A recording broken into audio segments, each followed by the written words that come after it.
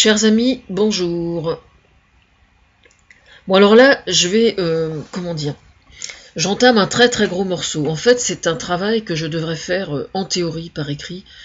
Et puis franchement, ça m'emmerde. Donc j'y vais franco, hein, d'accord. Alors il s'agit de traiter de la relation qui existe entre la démarche artistique et la psychiatrie. Donc je vous raconte pas l'ampleur du problème. Parce que c'est bien d'un problème dont il est question. On va essayer on va mettre de côté mon cas en particulier, hein.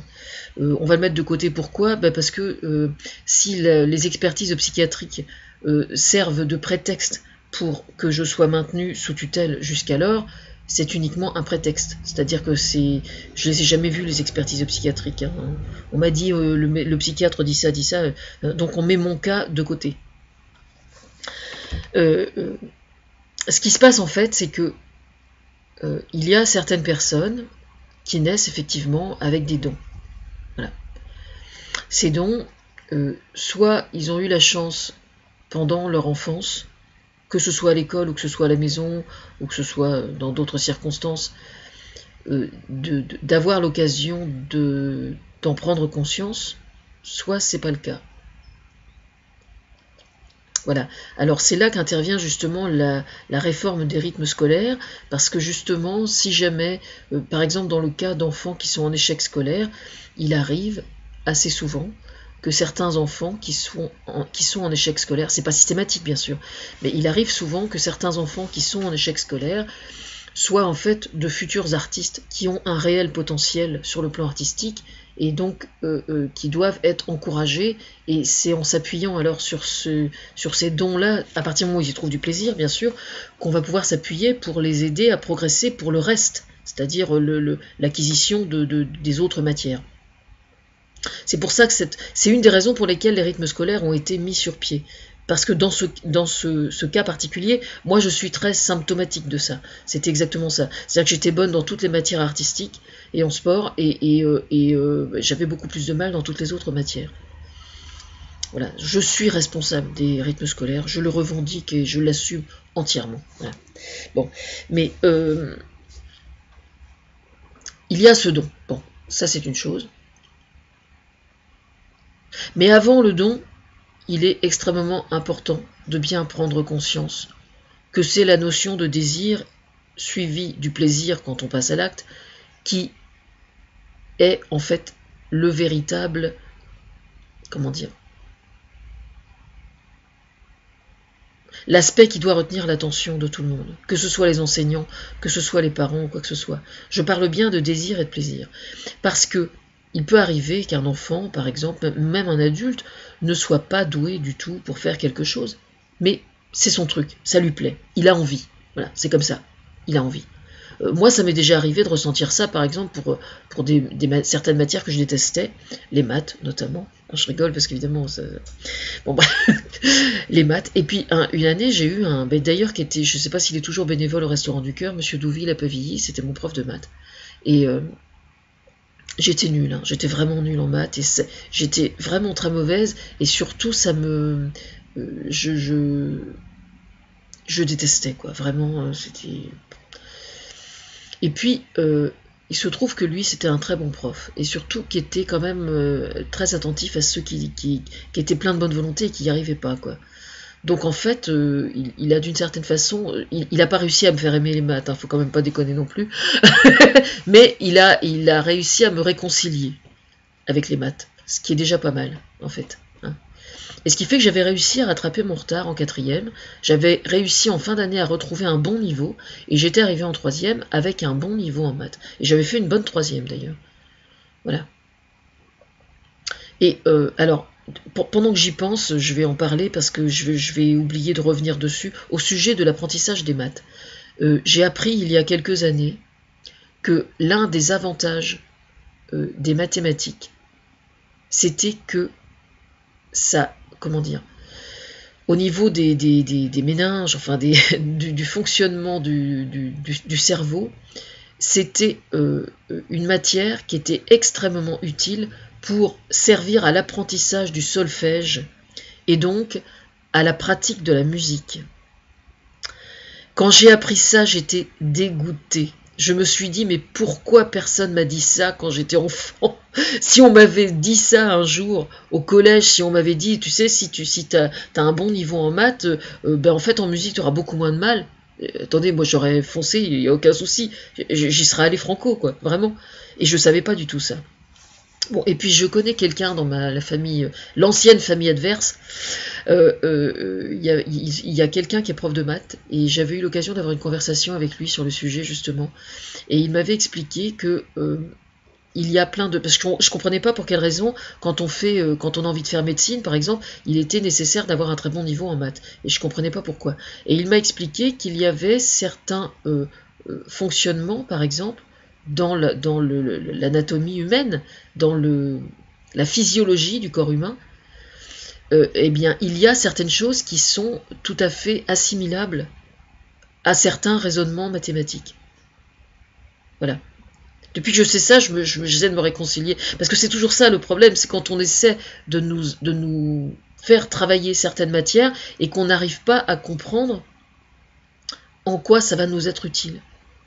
C'est ça, en fait, souvent le problème. C'est très important ce que je suis en train de dire, je ne sais pas si vous réalisez un peu. Bon, mais je m'égare un peu de mon chemin, là. À l'origine, je voulais vous parler de la relation donc entre la démarche artistique et la psychiatrie. Donc là, nous en étions à l'enfant. Donc moi, j'ai pris conscience que j'étais douée artistiquement. Un jour, il y a un copain, j'étais pensionnaire au collège, et à l'internat, il y avait un copain avec qui je m'entendais bien, quoi. Et puis, on parlait des résultats, comme ça, à bâton rompu, et je lui expliquais, donc, que j'avais très bonnes notes en musique, en dessin, mais bon, tout le reste, c'était dur, quoi.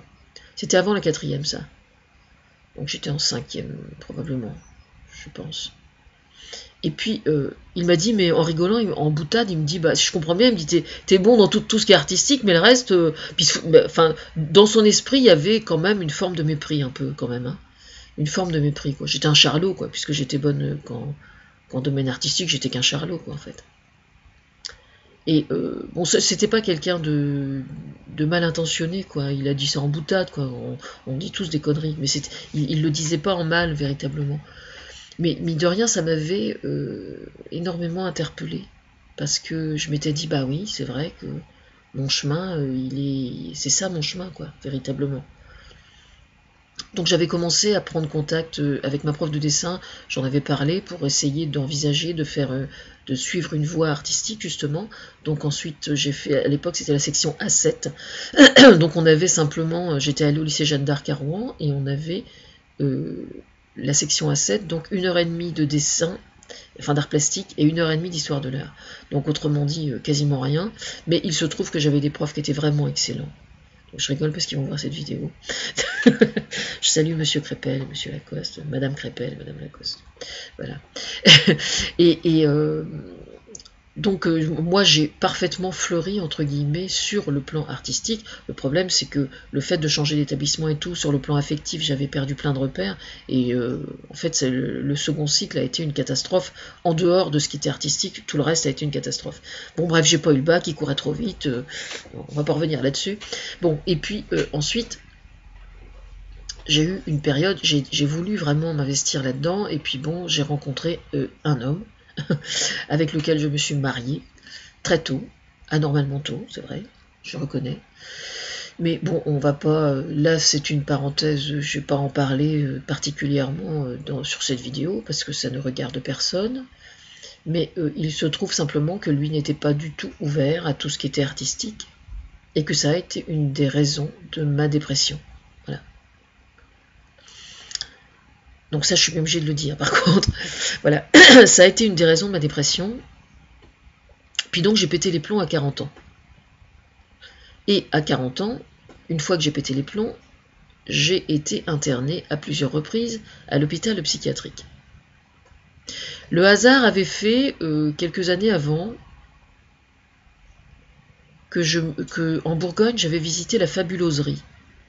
Alors je vous recommande d'aller voir ce musée qui doit toujours exister, je pense. La Fabuloserie en Bourgogne. Je me souviens plus où c'est. C'est peut-être dans Lyon, je crois. Alors, la Fabuloserie, c'est un musée qui a été créé, je crois, par un psychiatre. Je suis pas sûre, mais et ça regroupe des œuvres d'art, d'artistes, tous malades mentaux. Moi, quand j'avais vu ce musée-là, en sortant de là, je m'étais senti extrêmement mal. Vraiment. Il faut avoir le cœur bien accroché, franchement. Ce qui est... c'est passionnant après, quand on y réfléchit. Hein. C'est vraiment passionnant. Le problème réside dans le fait que la démarche artistique, pour moi, a pour objectif de transformer une forme de souffrance. Toujours, à la base. Dès l'instant que vous... Ça n'est pas la seule fonction de l'art, hein, mais c'est une des fonctions. Ça ne fait absolument aucun doute. Si vous prenez les plus grands artistes qui ont existé de tous les temps, les œuvres qui ont le plus marqué sont systématiquement, toujours, quasiment, des œuvres qui sont la transformation d'une souffrance.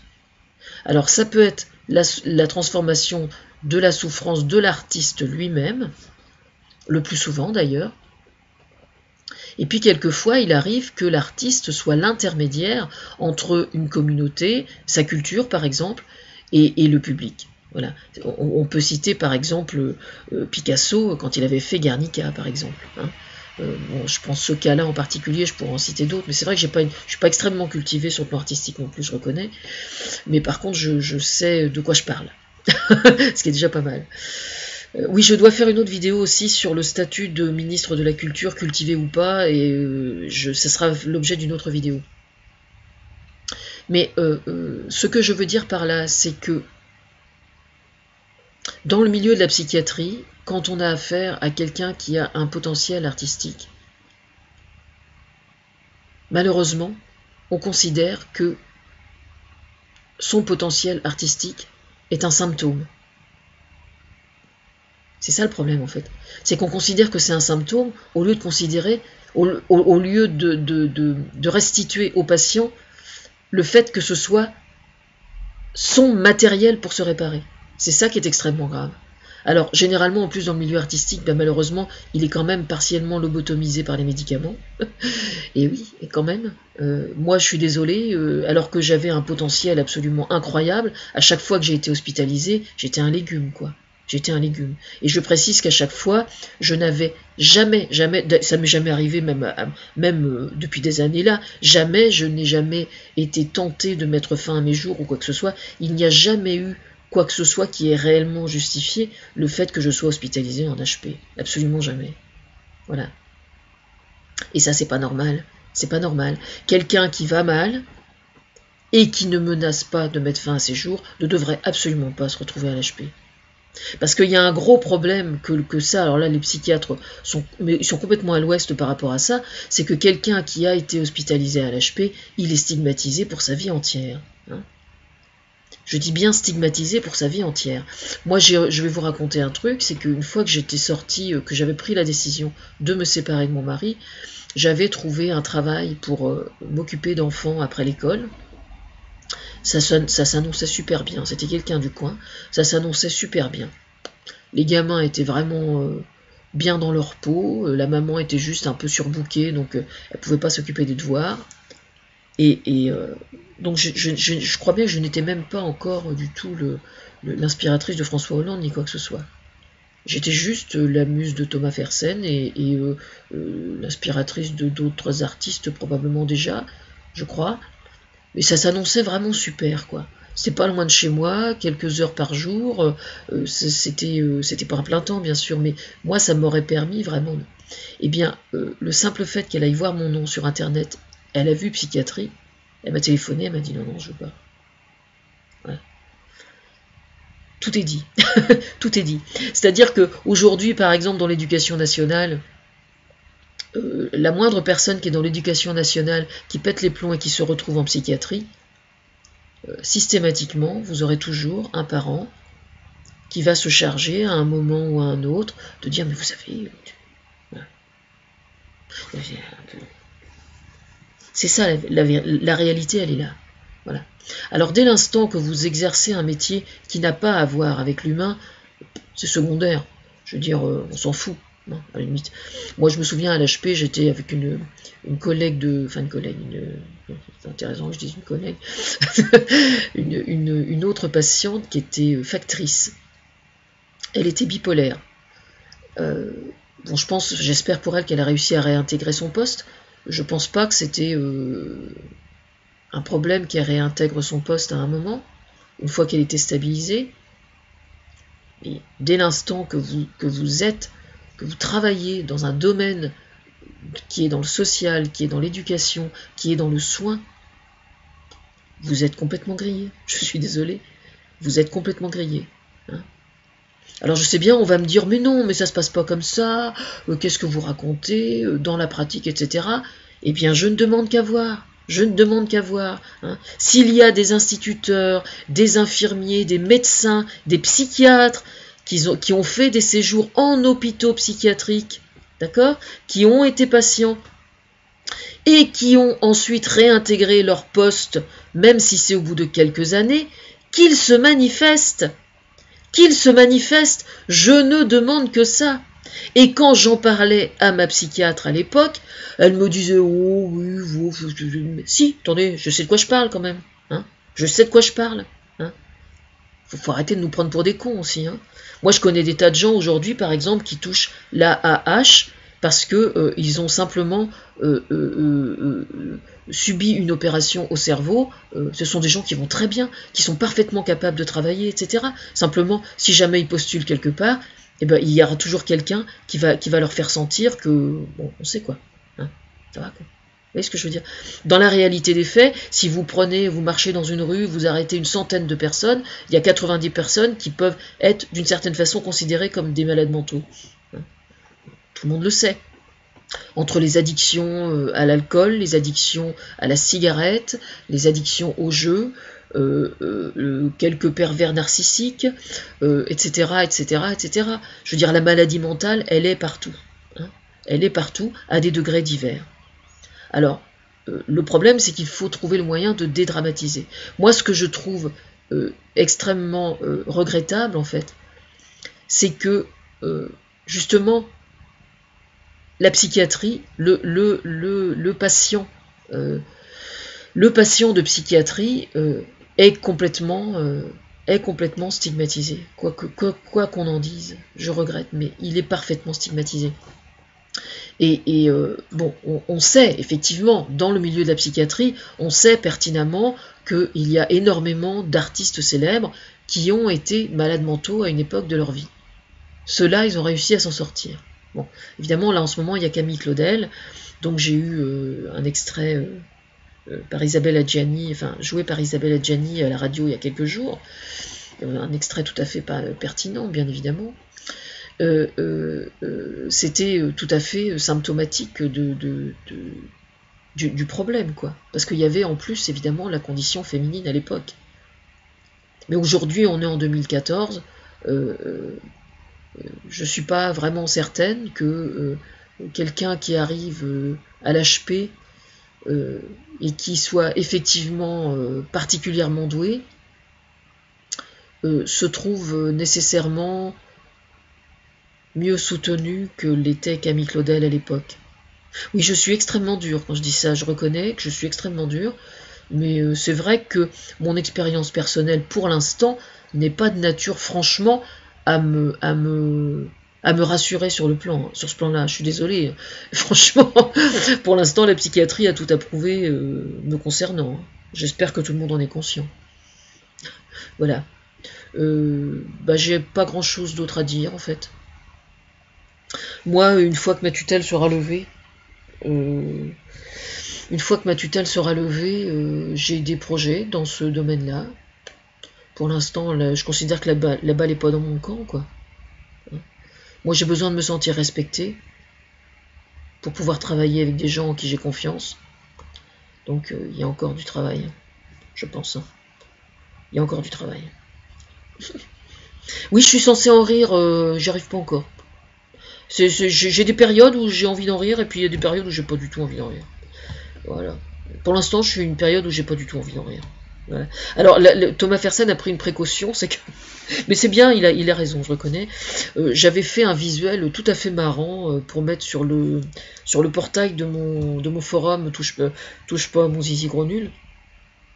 Et puis il estime que, à juste titre, tant que la psychiatrie est parfaitement complice de la raison d'État pour me maintenir sous tutelle, il considère que je n'ai pas à mettre ma touche artistique sur le forum en question, et ce en quoi je pense qu'il a parfaitement raison, comme d'habitude.